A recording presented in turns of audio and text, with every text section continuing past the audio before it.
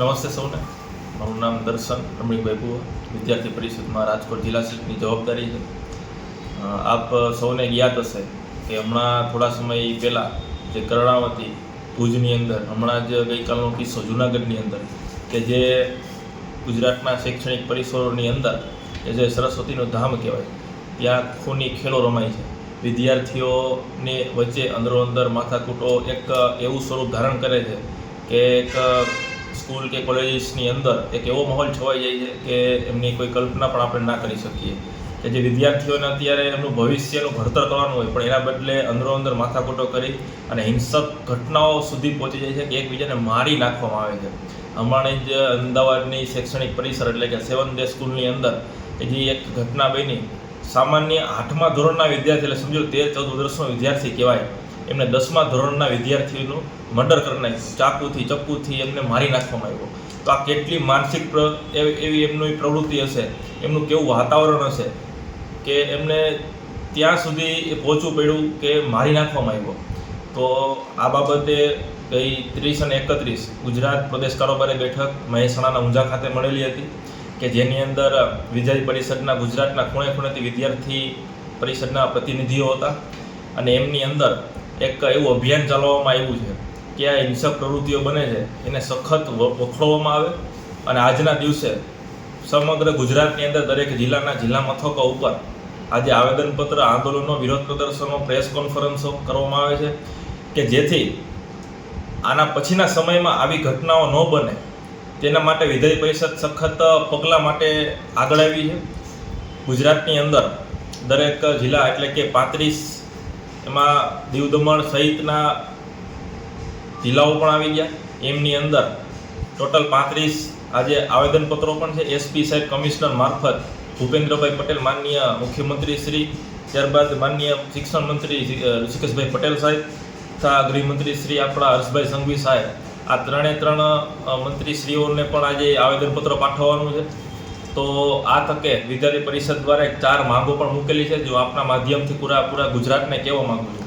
પહેલી માંગ એ છે કે રાજ્યના તમામ શૈક્ષણિક પરિસરમાં વિદ્યાર્થીઓની સુરક્ષા માટે પૂરતા સુરક્ષાકર્મીઓ જે તે સંસ્થા દ્વારા રાખવામાં આવે છે કે કેમ તેની સઘન તપાસ કરી શૈક્ષણિક પરિસરની સુરક્ષા માટે જવાબદાર વ્યક્તિઓની સૂચિ એક પોર્ટલના માધ્યમથી જે તે સંસ્થાઓમાં ભણતા વિદ્યાર્થીઓના વાલીઓને મળી રહે તે માટે સુનિશ્ચિત કરવામાં આવે. બીજી માંગ એ છે શૈક્ષણિક પરિસરમાં અંદર તથા બહારની બાજુ પૂરતા સીસીટીવી કેમેરા લગાવવામાં આવે છે કે કેમ આ તમામ કેમેરાઓની ફીડ જે તે પોલીસ સ્ટેશનના કંટ્રોલ રૂમની અંદર ઉપલબ્ધ રાખવામાં આવે. ત્રીજી માંગે કેન્દ્ર સરકારના cigarettes and other tobacco products 2003ની કલમ 6 પ્રમાણે કોઈપણ શૈક્ષણિક પરિસરના 300 ફૂટની ત્રિજ્યામાં તમાકુ વેચવા પર પ્રતિબંધના કાયદાનું ચુસ્તપણે પાલન કરવામાં આવે.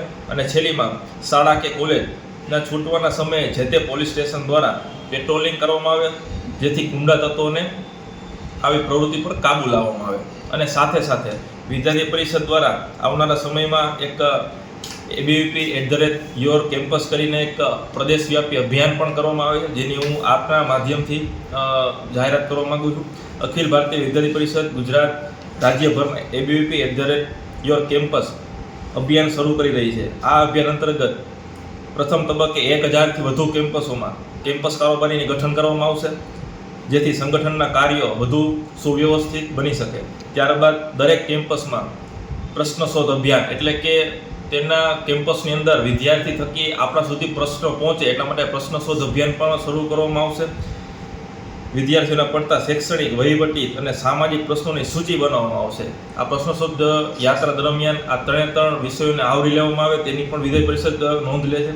અને અભિયાન અને અંતિમ તબક્કામાં પ્રશ્નોની નિરાકરણ અભિયાન દ્વારા આ પ્રશ્નોના ઉકેલ માટે સક્રિય પ્રયત્નો હાથ ધરાશે. આ સમગ્ર અભિયાનનો હેતુ ગુજરાતના વધુમાં વધુ કેમ્પસો અને વિદ્યાર્થીઓ સુધી અભાવી અખિલ ભારતીય વિદ્યાર્થી પરિષદના વિચારો પહોંચાડવાનું અને તેમના હિત માટે સંગઠિત રીતે કાર્ય કરતું આવશે.